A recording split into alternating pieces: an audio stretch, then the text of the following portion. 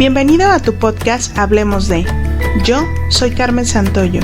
La vida me ha dado la oportunidad de interesarme en tantos temas y por ello conocer a tantas personas que decido crear este espacio, donde encontrarás información útil y fresca que te acompaña día a día. Comparte este podcast, es para todos, es para ti, así que comenzamos. Hablemos de. Hola a todos, yo soy Carmen Santoyo, bienvenidos una vez más, este es nuestro episodio número 9 y para mí es un placer estar de nuevo frente a este micrófono y poder compartir un momento más con ustedes. Deseo en verdad que estén todos bien desde donde me escuchen, su casa, su trabajo, algún trayecto en especial y que en este espacio encuentren un tiempo ameno y agradable. Antes de comenzar nuestro episodio, les quiero compartir que en días pasados fui invitada a un podcast llamado El Conector a grabar un episodio especial. Este podcast es un espacio dirigido a la investigación y a la crítica de producciones fílmicas y participé con el episodio dedicado a una serie icónica de los años 50 que es La Dimensión Desconocida o algunos la conocen como The Twilight Zone. Y este podcast lo dirige JR, quien es el productor y así también el anfitrión, y lleva una investigación muy interesante en este episodio, así es de que los invito a escucharla. En la descripción de este audio van a encontrar la liga y adelante la pueden compartir. Bueno, entrando ahora sí a nuestro episodio, vamos a disfrutar de un tema bastante especial, que es del interés de muchos, que cada día se vuelve más relevante y cada vez buscamos más esa reconexión. Hoy hablemos de el poder de las plantas. Y para ello estamos grabando a través de Zoom con nuestra invitada especial. Ella es Mónica Toledo, es licenciada en biología con una tesis de investigación en las plantas nativas medicinales del municipio de Morelia, Michoacán, México. Y siempre ha estado interesada en la difusión de temas medioambientales como el cambio climático, como la biodiversidad, áreas naturales protegidas, y pues ella tiene una gran experiencia profesional muy interesante que la hace hoy ser esa invitada exacta para compartirnos este tema que es de gran interés y regresar a la base y redescubrir el poder de las plantas. Bienvenida, Mónica. Muchas gracias, Carmen. Es un gran placer estar platicando aquí contigo. Compartir un poquito de este tema que bien mencionas tú, es reconectarnos con la tradición que siempre ha identificado a los humanos, reconectarnos con el uso de algo que nos rodea en todos lados y que vemos desde nuestras casas, salir al trabajo, en todos lados vemos plantas. Y de eso precisamente es el tema que les voy a compartir el día de hoy, ese poder de las plantas, en este caso específico, para curar. Pues bastante interesante, Mónica, porque como tú lo dices, estamos rodeadas de ellas y muchas veces escuchamos que esta planta funciona para una cosa o para otra cosa, sin embargo, de repente nos es más fácil ir quizá a una farmacia o tomar unas pastillas por ahí del botiquín o muchas situaciones que ahora por el ritmo de vida pues nos llevan a eso. Sin embargo, volver a lo natural, a reconectarnos a lo que funcionaba pues antes de toda esta ciencia, pues sería bastante importante. Claro que sí, me gustó mucho cómo lo dices de reconectarnos, porque incluso al nosotros ir a tomar una aspirina del botiquín, esa aspirina ya viene de una planta, en este caso un árbol, el sauce. Entonces, mucha gente no lo sabe y no se lo imagina. Y como ya mencionaste, mi tesis fue de plantas nativas. ¿Qué significa esto? Que mi tesis fue de las plantas que son autóctonas, que encontramos a nuestro alrededor. Y fue curioso porque en esta investigación resultó que todas las plantas que vemos en la banqueta, por ejemplo, el diente de león o que vemos en un baldío, tienen poderes y tienen propiedades curativas muy interesantes y es un poquito de lo que vamos a platicar el día de hoy.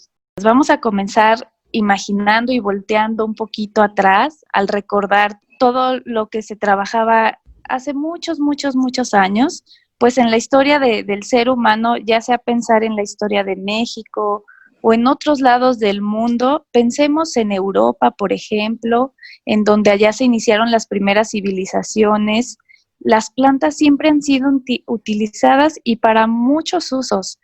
Entre ellos, pues es el de curar, que curaban aquellos ancestros, que curaban también los ancestros prehispánicos aquí en México, pues curaban muchas cosas, no simplemente dolores de cabeza, dolores de muela. Hablamos de afecciones muy interesantes que en la historia incluso hay museos que hablan de para qué usaban las plantas, qué les dolía, qué afecciones tenían nuestros ancestros, y se habla desde un mal de amor hasta algo que llamaban ellos como locura de amor, por ejemplo. Hablaban del mal de ojo. Hay todo un diccionario de medicina tradicional, de al menos yo que soy de un pueblito de Michoacán, pues escuchaba desde niña que curar el chincual, curar el susto, todo eso eran las afecciones que dolían y que se buscó en las plantas estos poderes. ¿Por qué llamamos poderes, Carmen? Porque al referirnos como el poder de una planta, y es lo que hace a una planta que sea medicinal, es precisamente las ciertas moléculas que llamamos alcaloides, que hoy en día las estudia la fitoquímica, y son alcaloides especiales o moléculas especiales que se dirigen a ciertos órganos, a ciertas afecciones. En todas las civilizaciones es sorprendente que el conocimiento que tenían para elegir cada planta, desde estas que te decía, para curar el mal de ojo, para curar el mal de amores, cómo sabían utilizarlas, cómo sabían cuál era para cada cual, es una historia muy, muy interesante. Me emociona en el sentido de que, como tú lo dices, era como instintivo, pero al mismo tiempo fue como, fueron experimentando, me imagino, a lo largo del tiempo. Y ahorita que mencionas los alcaloides, el día de hoy sabemos, o bueno, se ha descubierto que a mayor acidez en el cuerpo, pues hay afecciones en la salud muy, muy, muy fuertes. Entonces, ¿cómo buscar esa alcalinidad a través de las plantas, de lo natural? Y cómo ellos sabían, sin que hubiera toda esta investigación científica que hoy hay, de alcalinizar el cuerpo, ¿no? De alguna manera. Claro, claro, y creo que la respuesta está una vez más en las palabras mágicas que tú mencionaste al inicio del podcast, esa reconexión con lo natural. Estamos tan acostumbrados a que todo nos lo estén dando que dejamos de voltear incluso el cuerpo mismo, y cómo estos ancestros empezaron pues a saber qué plantas curaban tal cosa, a estabilizar esa alcalinidad del cuerpo, observándose, conociéndose, probando, y muchas veces ni siquiera conocemos nuestro propio cuerpo. Entonces, ahí está el punto de esta reconexión que tú mencionaste con todo lo natural, desde el cuerpo, desde mirar alrededor, qué plantas tenemos a nuestro alcance, qué plantas no. Y ahí es donde está el punto de reencuentro y el usar y saber cómo usar las plantas en cada cuerpo, que es distinto. Eso también es algo real. No todos los poderes de las plantas son igual en un cuerpo y en otro. Ok, que es importante entender esto, ¿no? También. Claro. Entonces, te decía de la historia que a través de este conocimiento, todas las civilizaciones alrededor del mundo, por supuesto, que escribieron o perpetuaron este conocimiento, ya sea en forma de códices, en escritos. Les decía de voltear a ver un poco Europa, que allá los celtas, por ejemplo, usaban ciertas flores. Me gusta mucho, por ejemplo, la película de Valiente, esta de Pixar, porque ahí muestran de plantas medicinales usadas por los celtas, muchas las muestran, y muy bonitas, tal cual como las usaban, y los celtas fueron de los que menos escribieron, pero volviendo aquí a México, pues hay muchos códices, hay mucha información que en la actualidad, en las investigaciones de plantas medicinales, seguimos volteando a ver estos códices. Pasando un poquito alrededor de esta historia que venimos recorriendo, que yo decía, imagínense aquellos ancestros europeos en esos bosques fríos, bosques de árboles muy, muy viejos, usaban cierto tipo de plantas muy distintas a las que se usaban acá en México. Luego viene la época medieval, en las que las personas que sabían de plantas, pues eran llamadas brujas, porque era una práctica muy de mujeres, esto de ir al campo y colectar plantas y empezar a hacer algunos, como le llamamos, brebajes. Se les empezó a atribuir a que eran brujas. Viene toda esta historia y esta parte oscura de la historia europea en el que se les castigó, se perdió muchísima información muy valiosa, pero quedaron algunos libros que luego fueron utilizados por los que le siguieron a este conocimiento, que fueron los boticarios, que si preguntamos a nuestros abuelos, en Pátzcuaro, Michoacán, por ejemplo, todavía hay una botica tan bonita y tienen los frascos donde tenían que almacenar las plantas. ¿Cuál fue la diferencia? Que ya los boticarios hacían uso de la química, ya hacían preparados para... Ya avanzaban un poquito más, ¿no? Exacto. Fíjate que ahorita que estabas mencionando todo esto de cómo se le atribuyó como la brujería a estas mujeres que tenían el conocimiento y que se volvieron expertas, como tú lo dices, desde la recolección y todo. Por ahí en las plataformas digitales hay una serie muy interesante, no sé si has tenido oportunidad de verla, que se llama Outlander. Ay, no la he visto. Es una serie muy bonita, se trata de que una mujer que vive en el 1900, como 60, 50, después de la Segunda Guerra Mundial, viaja a través del tiempo 200 años antes, como al 1700. Entonces, es muy interesante porque lo que me estás diciendo se ve plasmado en esa serie. Ella, en el 1950, ella era doctora.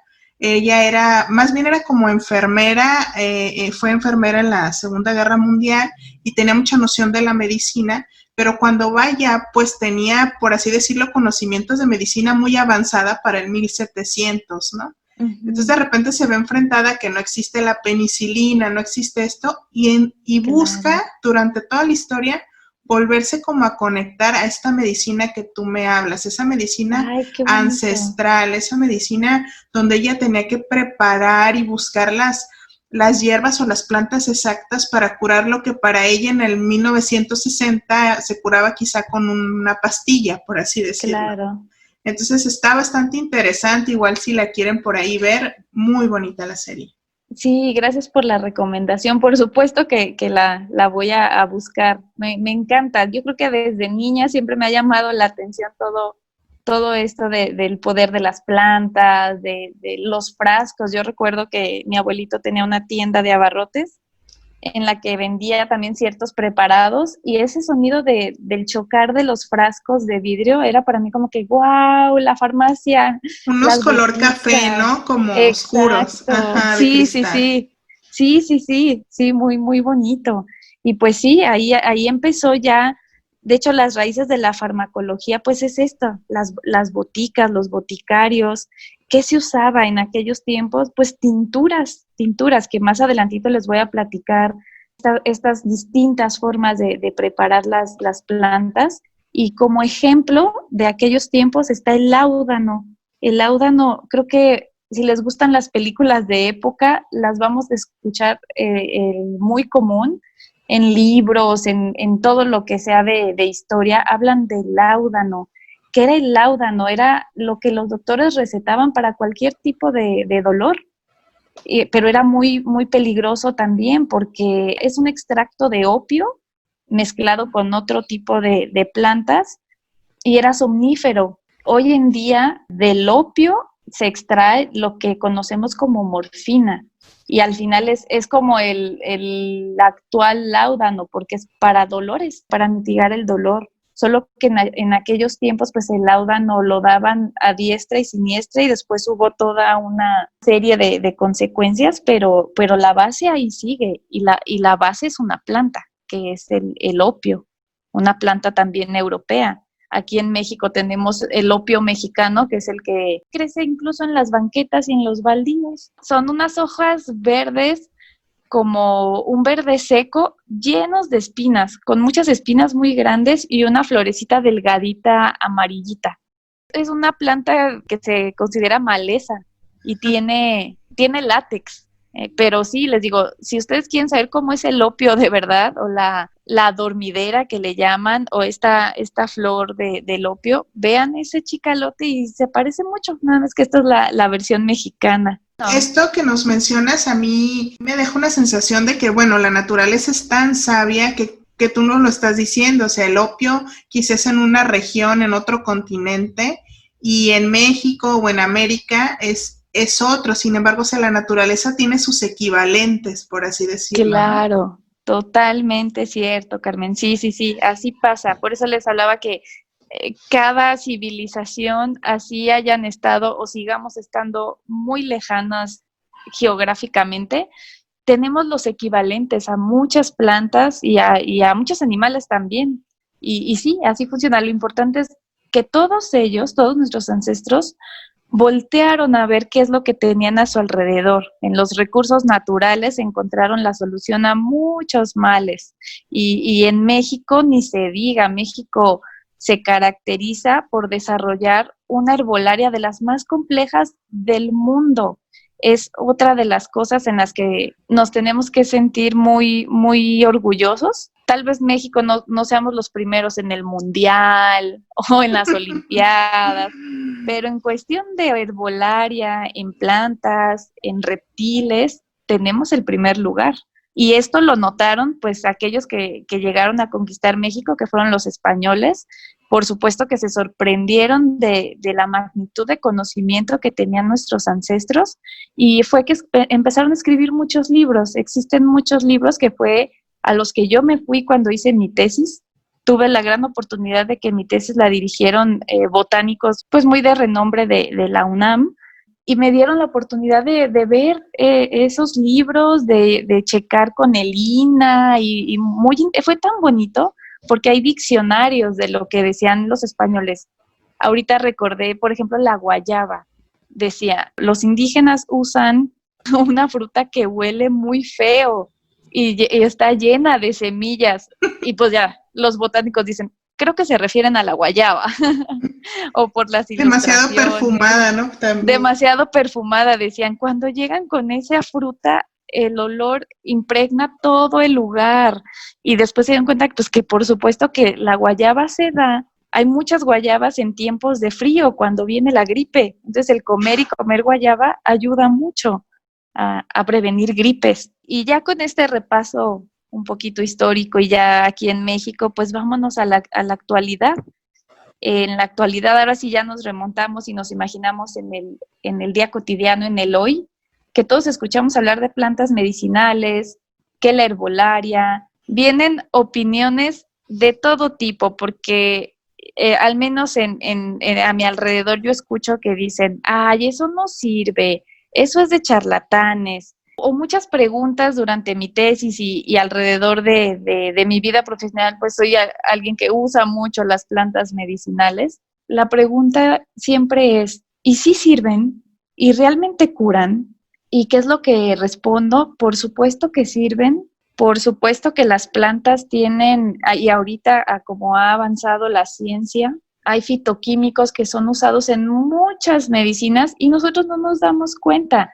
Sin embargo, el reconectar y volver a usar esas plantas no es algo fácil, no es algo que se diga, me vendieron esto y lo voy a usar. Porque ¿qué vemos en la actualidad? Vemos tiendas naturistas, que me imagino que todos los que nos están escuchando las han visto.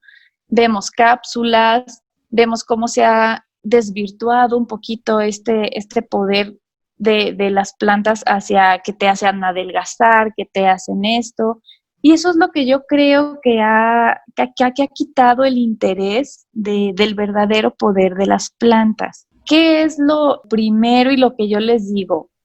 Para poder usar el poder de las plantas no es nada fácil. Incluso yo no me siento totalmente especializada. Hay gente que sabe mucho más. Yo sé lo básico.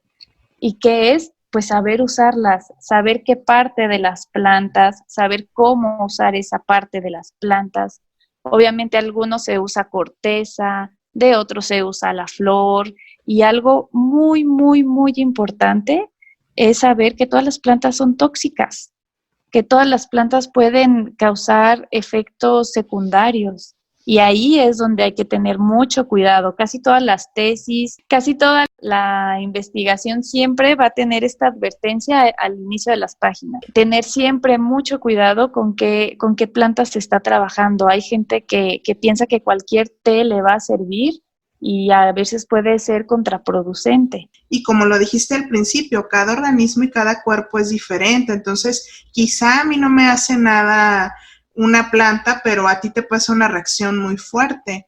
Y recordé ahorita, por ejemplo, un tío es alérgico a la canela. Entonces, primero no lo había detectado, ¿no?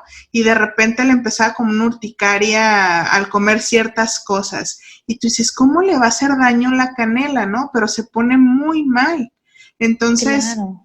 Hay que entender también esa parte, ¿no? No por el hecho de que sea natural quiere decir que lo vas a tomar a desmedida o sin consultar o sin investigar, ¿no? Es también una responsabilidad que si vas a optar por esto, pues te informes, ¿no? Exactamente, exactamente. ¿Y cómo se recomienda este uso de las plantas?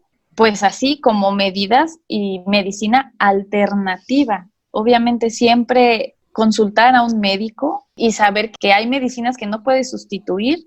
En lo personal, por ejemplo, yo padezco endometriosis, una endometriosis muy, muy, muy grave, que me ha dado muchos problemas, y yo les digo a mis amigos, ojalá yo pudiera curarme con plantas la endometriosis, pero sabemos que no es así. Sin embargo, como medidas alternativas, hay ciertas plantas que pueden ayudar a minorar estos dolores que dan tan fuertes y muchas otras ayuditas, ¿no? La alimentación, ciertas infusiones, para todos los cambios hormonales también. O sea, hay plantas para todo, pero sí siempre estar bien conscientes que no es tan fácil y no, como dices muy bien, tampoco es de que, y le pongo esto y esto y esto y esto y esto, y pues no, puedes armar una bomba. A las embarazadas, por ejemplo, siempre me dicen, ¿puedo tomarte? Y yo, no, hay muchas plantas que son no. abortivas. Ajá. Sí.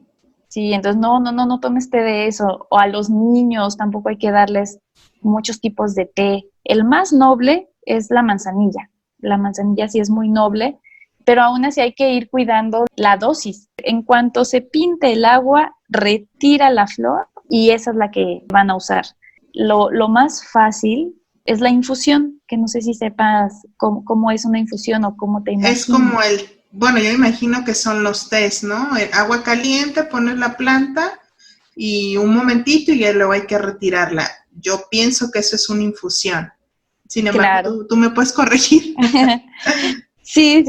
La infusión se usa para plantas, es lo que la mayor parte de la gente llama un té de hierbabuena, un té de algo.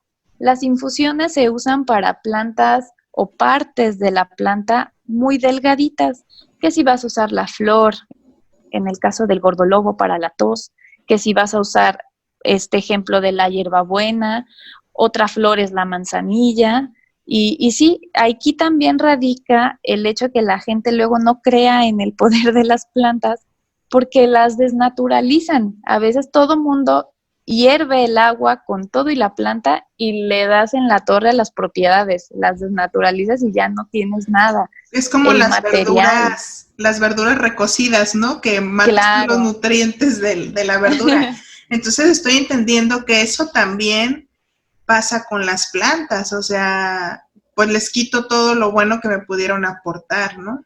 Hay que saber qué planta y cómo usarla y en qué momento taparla y en qué momento no. Y que si usas mucho aluminio o usas peltre, lo más recomendable es usar peltre y lo menos recomendable es usar aluminio del más barato. Todavía acero inoxidable también ayuda y cuidar las temperaturas porque pues estamos hablando de química.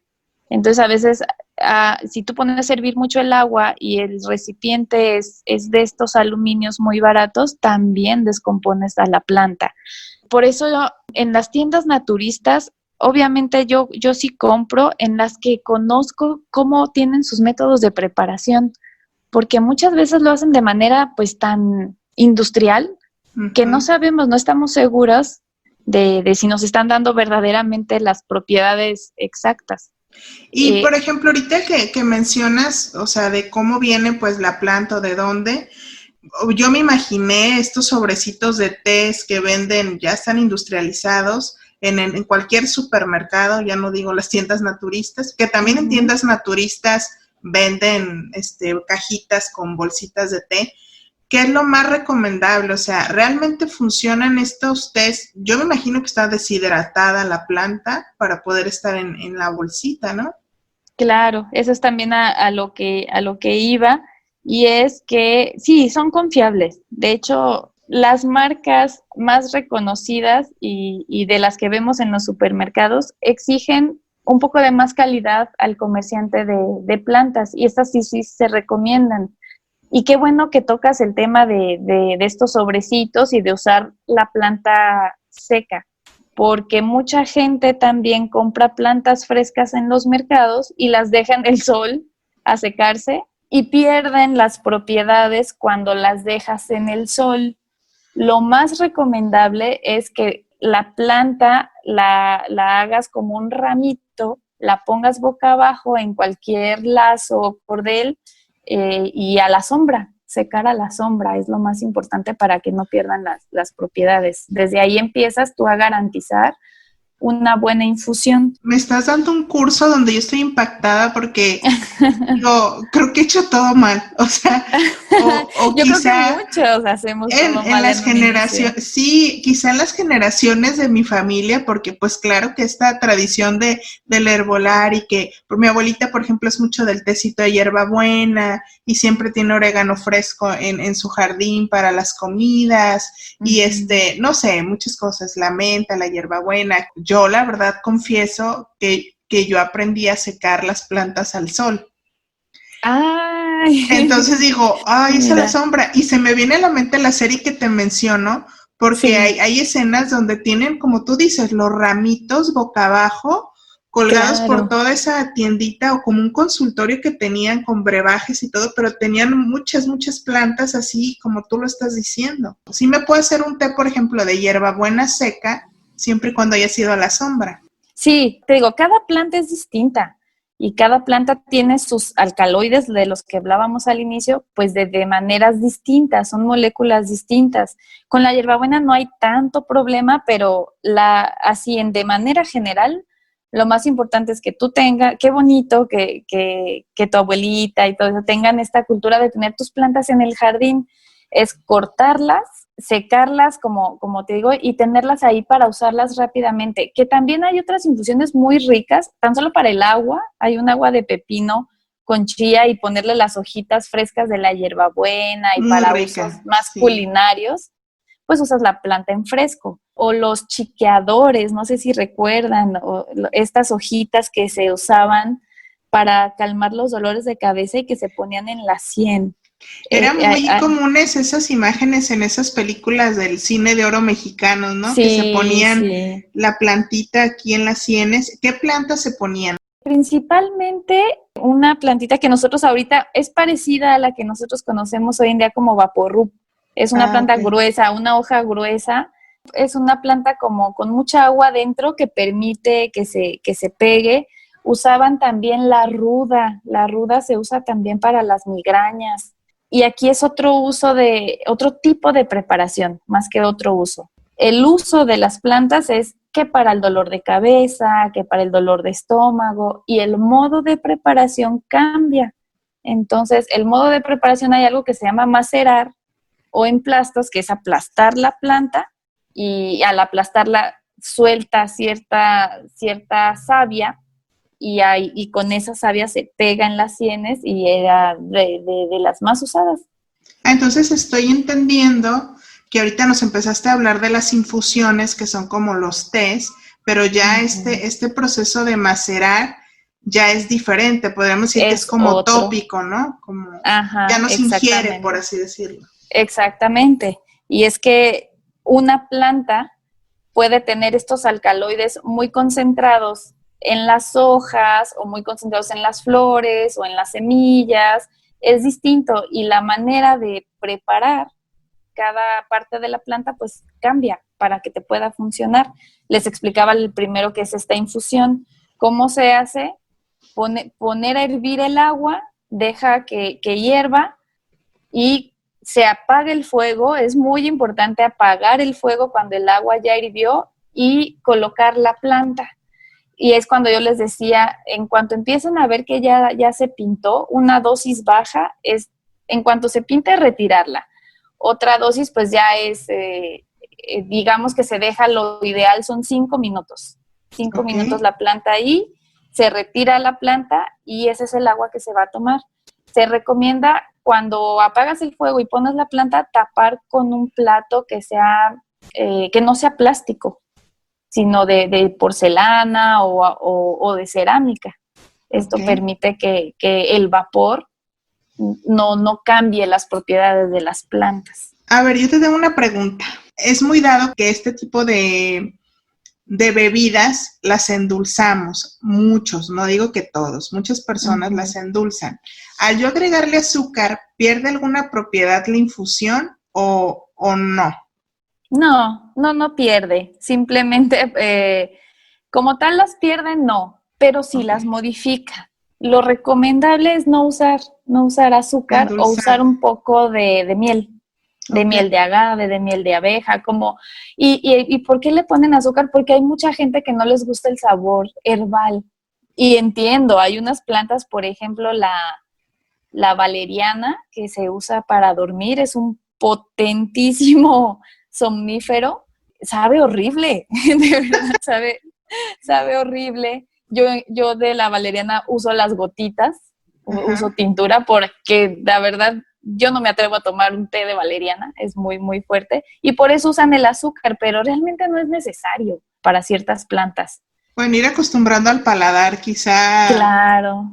A hacerlo, ¿no? Porque hay tés que son agradables, por ejemplo, un té de menta o de hierbabuena, son como muy frescos, son diferentes, ¿no? Sí, de manzanilla, pero lavanda. Sí te entiendo esa parte que hay hierbas, hay plantas que a lo mejor son amargosas y pues claro que el sabor no es muy agradable a la lengua, ¿no? Al paladar. Sí, claro, y cada sabor te indica, bueno, a los que ya como hemos hecho investigación de eso, te indica el grado de toxicidad.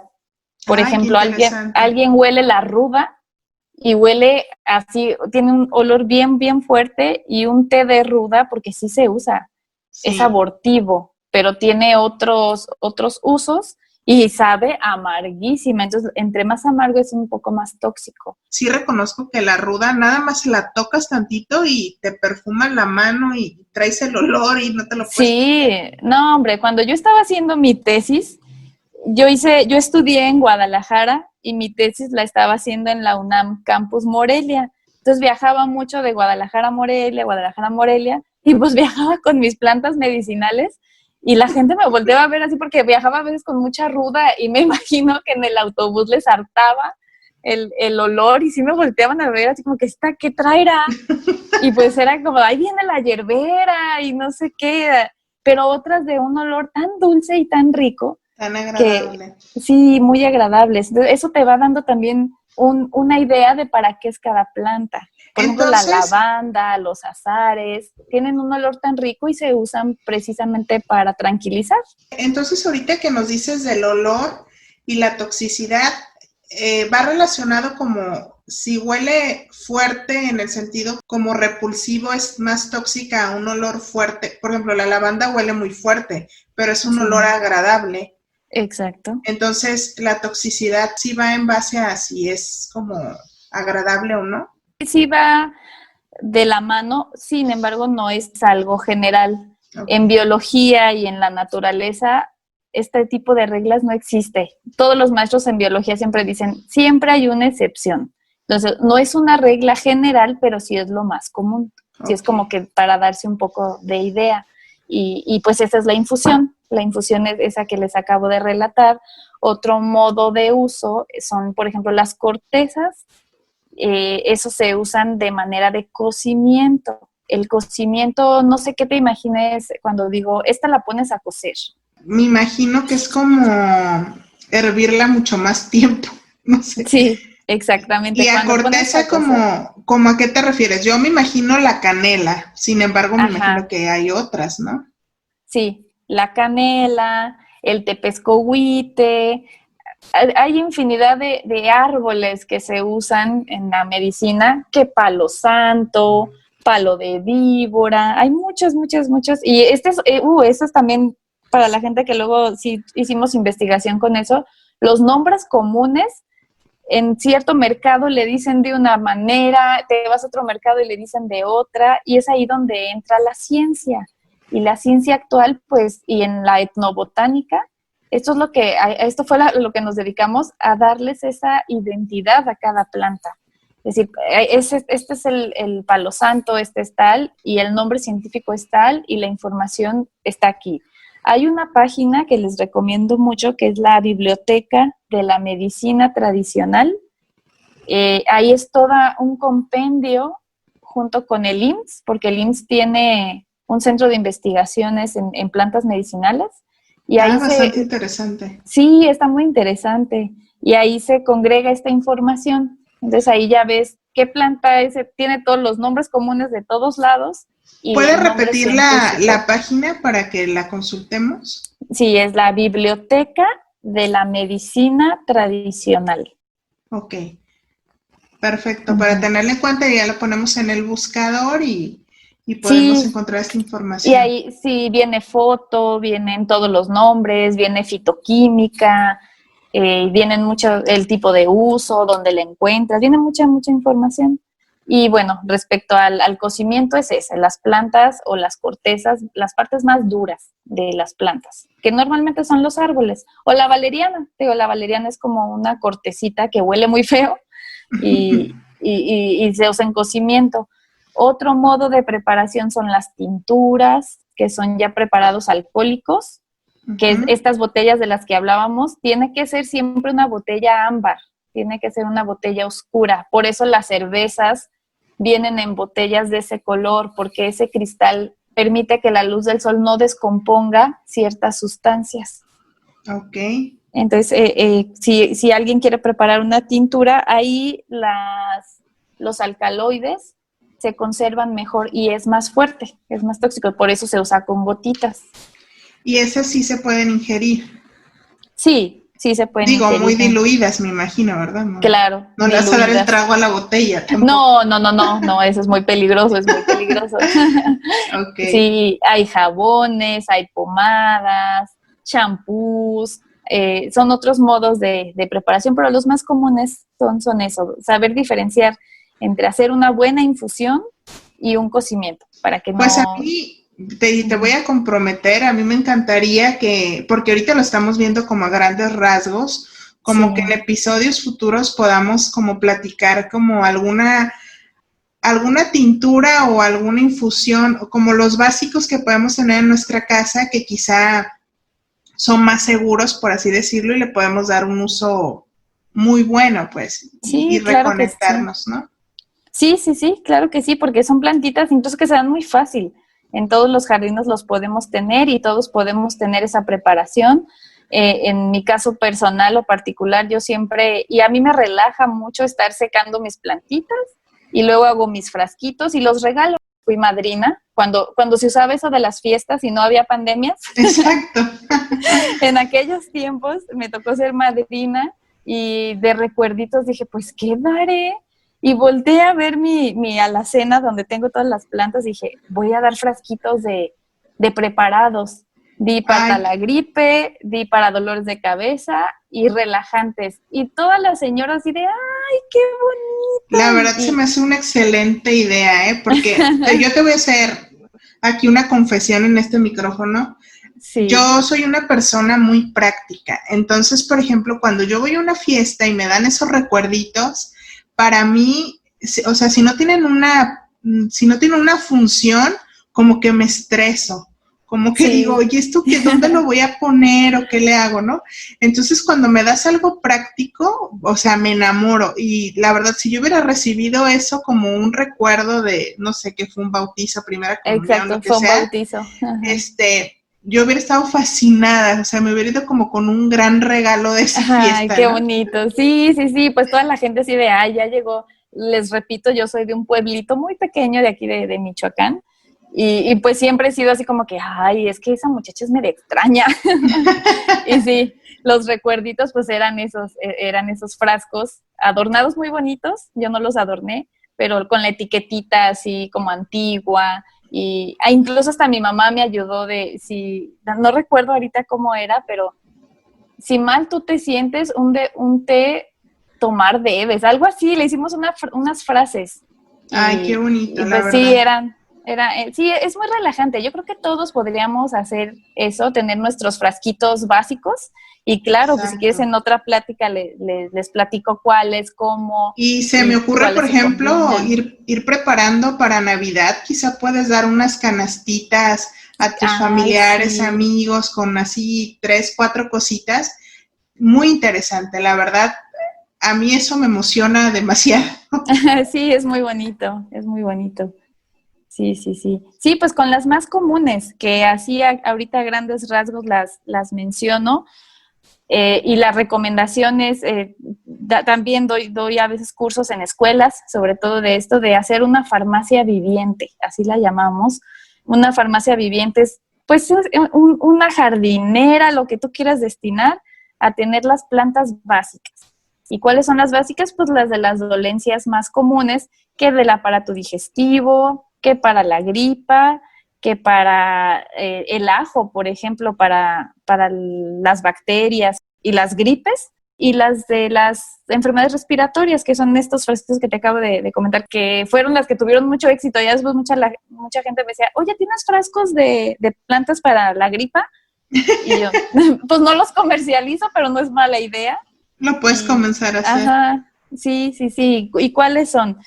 Para el aparato digestivo, el té de limón, la hierbabuena, el anís, el jengibre, el cedrón. Muchas de esas las puedes tener en tu jardín o las puedes tener secas. Ok. Relajantes, yo creo que hoy en día todo mundo necesitamos a veces en las noches y son las más dulces, manzanilla, tila, hay uno que se llama tenurite, que es michoacano, pero ya incluso ya lo comercializan y me da mucho gusto porque muchos indígenas purépechas ya fueron como abrazados por comercializadoras del tenurite y se está haciendo muy famoso. Ya lo venden en empaquetadito muy bien todo. La lavanda, por ejemplo, y eso es tener tus plantitas para relajarte, para dolores de cabeza. Y para el aparato respiratorio, pues el albahaca, el gordolobo, el eucalipto. ¿Y cuál otra les puedo recomendar? Para la piel. Bueno, yo siempre recomiendo para cualquier quemadura el tepescohuite. Es una corteza. Se cose y el agua ayuda muchísimo a la piel. Y si tienes flores de caléndula, haces un tópico tan, tan, tan poderoso. La manzanilla ni se diga, la manzanilla te sirve para muchas cosas, que ya te lavas el ojo con la manzanilla, que para desinflamar la piel, también como relajante.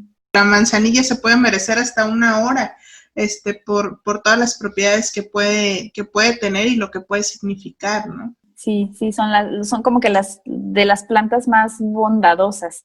En mi tesis no aparecía la manzanilla y todo el mundo decía, ¿y la manzanilla? Pues, ¿por qué? Porque la manzanilla no es una planta mexicana, no es una planta nativa. Y mi tesis fue de solo plantas nativas. Y por eso fue interesante, era dejar un poquito de lado la sábila, la manzanilla y todas estas más famosas para voltear a ver las que hay nativas.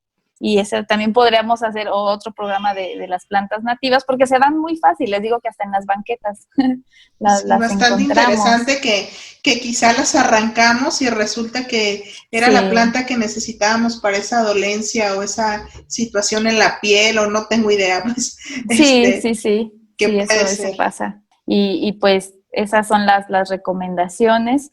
Y ya a voltear a ver y recordando el tema del podcast de esta ocasión, que hablábamos del poder de las plantas, pues también un poquito platicarles de datos curiosos que no únicamente se usaba para curar, como ya les dije, se usaban para muchas cosas, actualmente se siguen usando para muchas muchas utilidades las plantas, no solo para curar el dolor de estómago, sino, como les hablaba, hay toda un libro abierto y un mundo a la adivinación. Las plantas con poderes de otro tipo que usaban y todavía siguen usando muchos indígenas, entre ellos hongos y plantas, por ejemplo, como el toloache.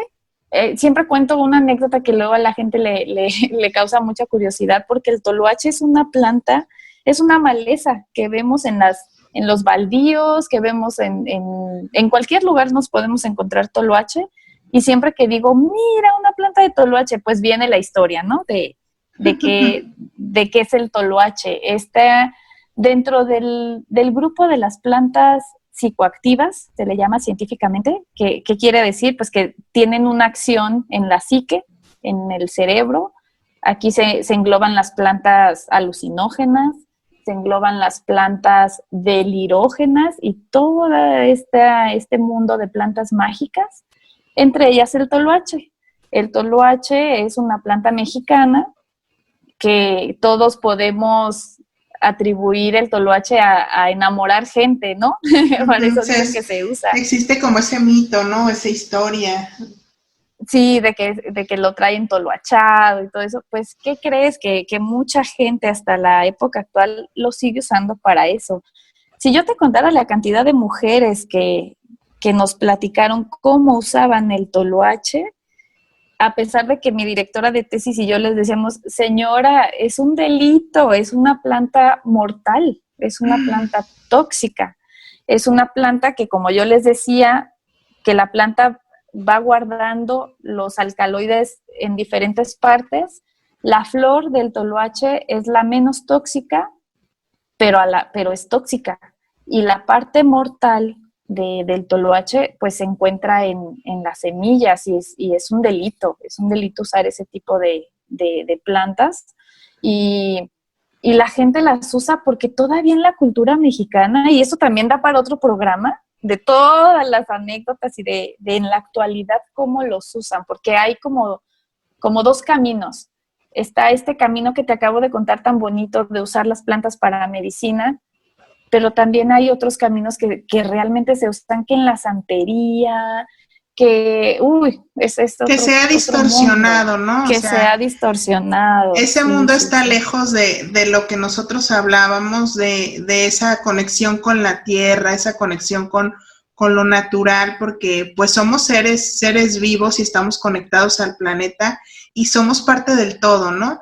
Y como como sabiduría ancestral de las propiedades de estas plantas y demás, pues está muy distorsionado en estos movimientos que, como tú dices, utilizan las plantas con otro fin, ¿no? Totalmente diferente. Y desvirtúan todo, por ejemplo, el uso de plantas mágicas que se usan y que están permitidas para culturas indígenas, y ya sabes, el hippie que quiere echarse el viaje y no sé qué, y ahí empieza a desvirtuar.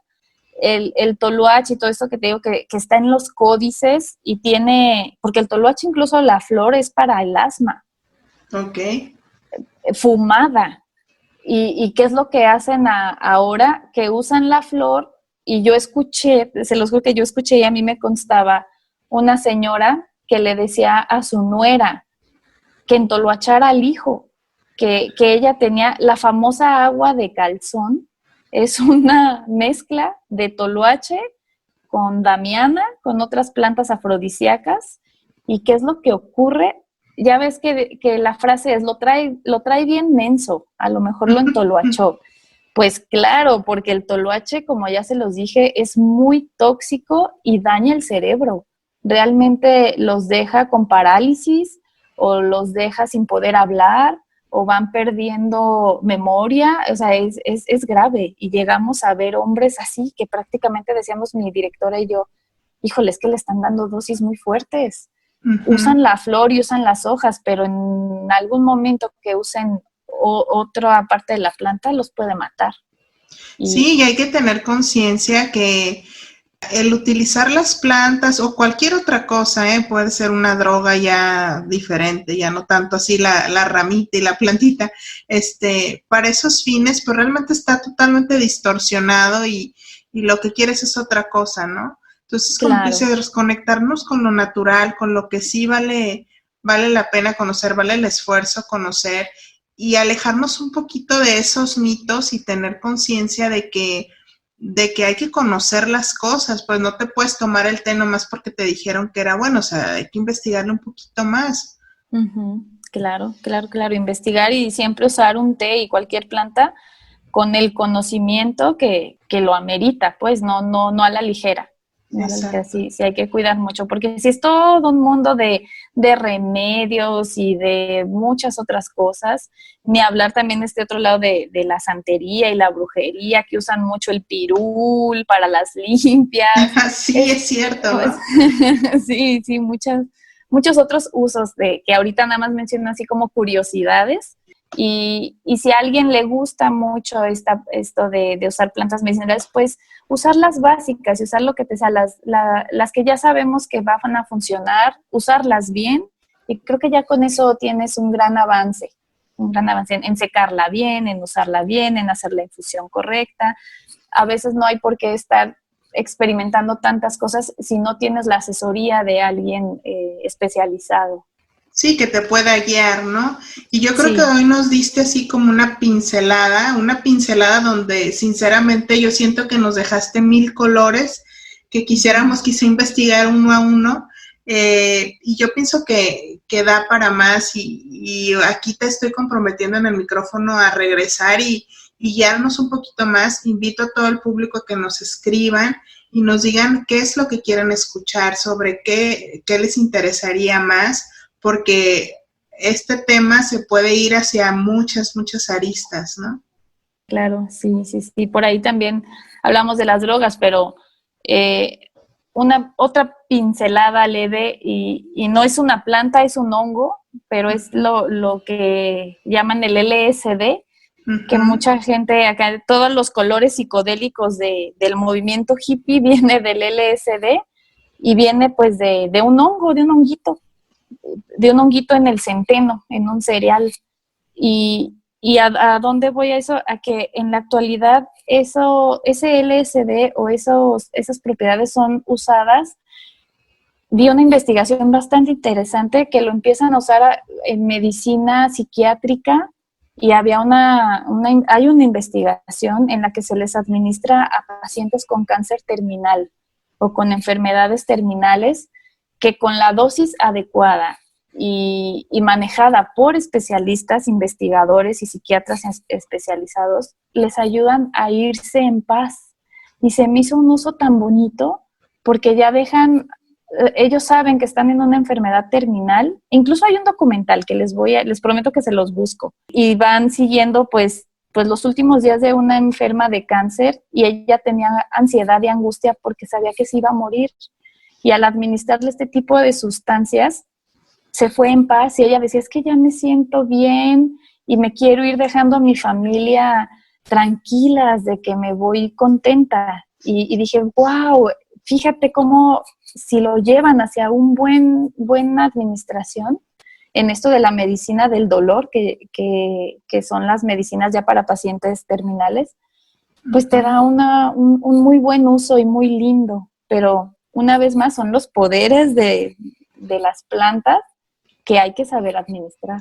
Esta medicina ancestral, donde estas personas que se consideraban brujos, pero no eran brujos, eran personas que sabían el poder de estas plantas, tenían rituales también cuando la gente estaba muriendo, les daban ciertas plantas, como tú lo estás mencionando, para lograr esa situación, claro, ¿no? Lograr ese viaje, porque en culturas ancestrales se habla de un viaje, de un cambio de vida, de un trascender. Entonces era como que les daban la herramienta para poder trascender en ese viaje que les esperaba. Entonces, pues, puede ser un tema muy controversial, sin embargo, es importante decir que pues existe, ¿no?